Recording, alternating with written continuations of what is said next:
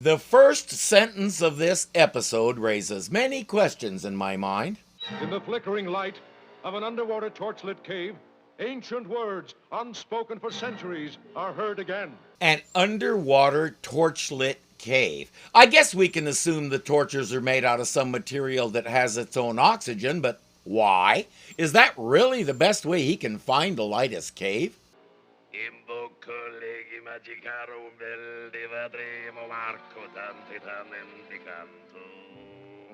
I know that language. It means, I invoke Pinlavinger Snavingerling Astramo. Now, at last, every secret is mine. Every curse and spell of witchcraft and wizardry is at my command.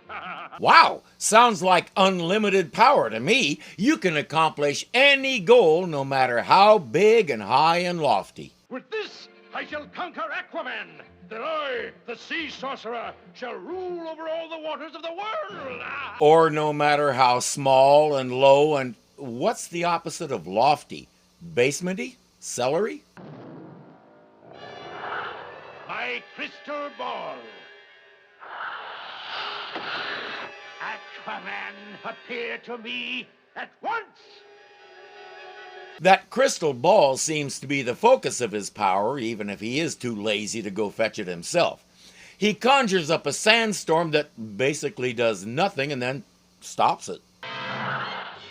Leaping lampreys! More like tingling tongues, Aquaman.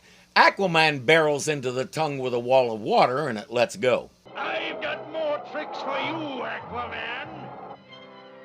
Look at that!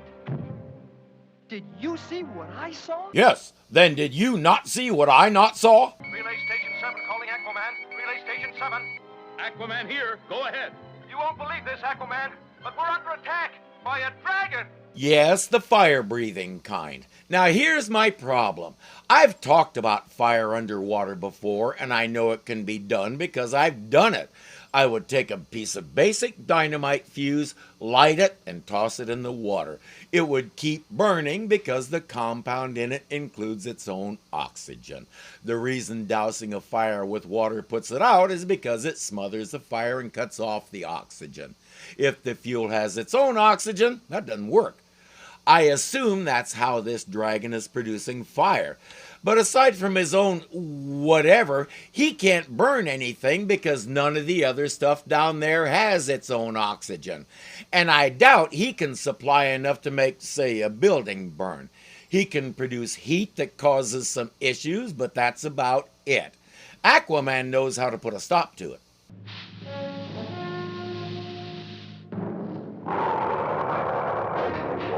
We've got him now. Charge. Pop the magic dragon with a swordfish. Someone's down there. Thank Neptune, it's you, Aquaman. I thought it might be the sea sorcerer. The sea sorcerer? I escaped from his magic cave. I'm the last member of the lost civilization of Framistan. Did he say the lost kingdom of Framistat? And why don't Aqua guys recognize the dude on the frog that disappeared in front of them? He describes the sorcerer's cave and Aquaman says, I'll take a look while you take this gentleman back to Atlantis. Where'd he go, Tusky? We've got to find him. Come on. You found him? I'm not sure what that was all about, but he has some big vines holding Aqualad to the wall, and Tusky is apparently unconscious. Ha! You see that, Aqualad? Beautiful! Beautiful! Another sandstorm. The sea sorcerer follows my motto, why do it right when you can do it again? Aquaman, pull out! Pull out! Impossible! Now the final blow. Down! Down to the razor edges of the coral cliffs! Tusky, get the ball! Hurry! No! My crystal! Oops. You broke it. Shoulda used a dilithium crystal, dude. All his spells are broken, but Tusky will still have to chew through the vines holding Aqualad. I suspect that was just for fun. All powers of the Dark Furies, Osiris, Persephone, Tartarus, witches, warlocks, and devils. Hear me, your master. I have to wonder if the voice actor had any misgivings about any of this. As you know, I'm a Christian. I think I might be a little intimidated, even though I know I'm just acting. You never know. Fire! Fire! That's not working. Try fire 1, fire 2. Ice! Quickly, Aquaman issues a telepathic call. They're encased in an ice cube surrounded by a ring of fire, and correct me if I'm wrong, but won't the fire melt the ice? But Aquaman doesn't have time to wait for that to happen. For the most powerful creatures of the deep. And in an instant, they respond.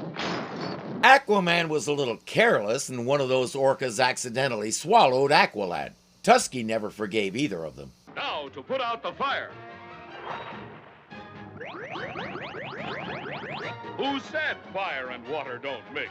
It just depends on how you define mix. Okay, Sorcerer, what else you got?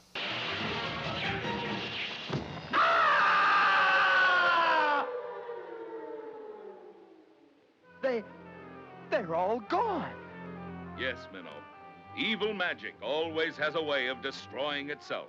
Bear in mind, superhero worlds are like soap operas. If you didn't see a body, they'll probably be back.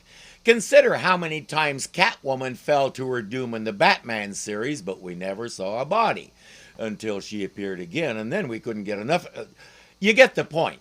If you added up all the times Lex Luthor has died, you'd be adding for a long time. We've had villains fall into that chasm before, and they came back. I see no reason why this guy can't do the same, especially since his book fell with him. Though I'm not sure it's going to be much help to him. For one thing, Tusky broke his crystal ball. For another, it's too dark to read down there.